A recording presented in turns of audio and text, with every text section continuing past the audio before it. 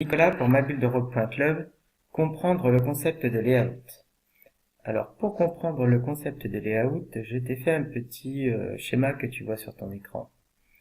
Alors la partie verte représente un site web que tu as créé, comme dans notre cas le petit site web démo. Lorsque tu crées un site web, tu crées automatiquement un layout. Et dans ce layout, tu crées automatiquement une page web. Alors bien sûr, dans un site web, tu vas pouvoir créer autant de layouts que tu veux, et dans chaque layout, autant de pages web que tu veux. Alors à quoi servent ces layouts? À deux fonctions principales. La première, ça va te permettre, on va dire, d'organiser ton site web.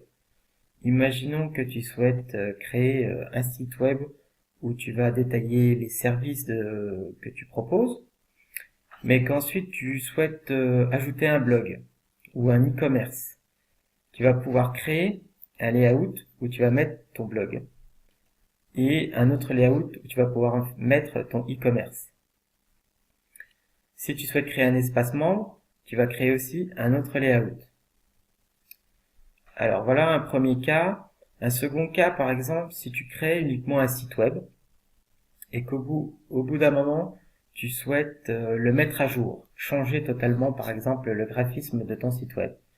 Tu vas pouvoir créer un layout où tu vas copier les pages web de ton premier site, tu vas pouvoir les modifier et il te restera qu'à changer la page de démarrage, de la mettre dans le second layout pour mettre à jour ton site web.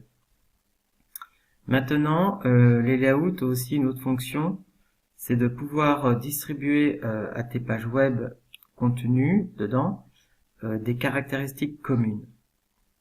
Par exemple, tu vas pouvoir choisir si ton layout est privé ou public. Et donc, toutes tes pages web seront privées ou publiques. Tu vas pouvoir configurer certains paramètres de référencement. Tu vas pouvoir configurer la police. Tu vas pouvoir choisir de mettre un fond d'écran commun à toutes tes pages web.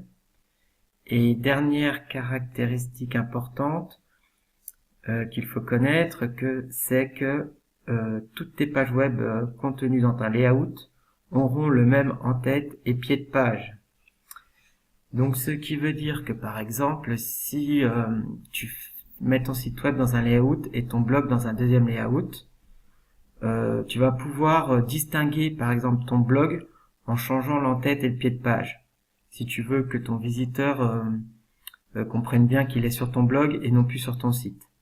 Ou si tu souhaites que le visiteur ne voit pas la distinction entre ton site web et ton blog, tu pourras faire le même en-tête et pied de page dans tes deux layouts et ainsi ton visiteur ne verra pas la différence. Ce qu'il faut savoir aussi, c'est que cette notion de layout est totalement transparent au visiteur de ton site. C'est-à-dire que dans ton site web, par exemple dans l'en-tête, tu vas mettre un menu. Quand il va cliquer sur par exemple tes services, il va être dirigé vers la page de tes services. Et quand il va cliquer sur le blog, il va être dirigé sur ton blog, mais il verra pas que toute cette notion de layout, ça sera totalement transparent pour le visiteur. Alors maintenant, on va regarder juste comment mettre en place ce genre de système. Donc, tu vas cliquer sur le premier icône dans ta barre d'outils latérale et on voit que on a un layout défaut avec une page Home. Donc la petite maison indique que c'est la page de démarrage, donc c'est la première page qui s'affiche lorsque un visiteur tape ton adresse web. On revient en arrière, donc sur notre layout défaut. Donc pour créer un layout, il suffit d'aller en bas, dans Add Layout, tu cliques, donc là on va partir sur une page blanche.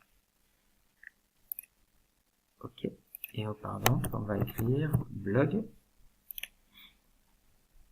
Confirme. Donc là, maintenant, on a un layout blog. On peut en ajouter un troisième si on souhaite. On va l'appeler espace membre. On confirme. Et voilà, nous avons trois layouts avec chacun une page web. Pour aller dans les caractéristiques communes du layout, tu cliques dessus et elles sont ici, en haut. Donc tu peux décider si le layout est privé ou public. Tu peux accéder à des critères comme la configuration du favicon, le titre, la description, les mots-clés, les métatags, si tu veux ajouter le pixel Facebook, si tu veux ajouter le script Google Analytics, d'autres scripts, etc. C'est là que tu vas choisir la police qui va être utilisée sur ton site.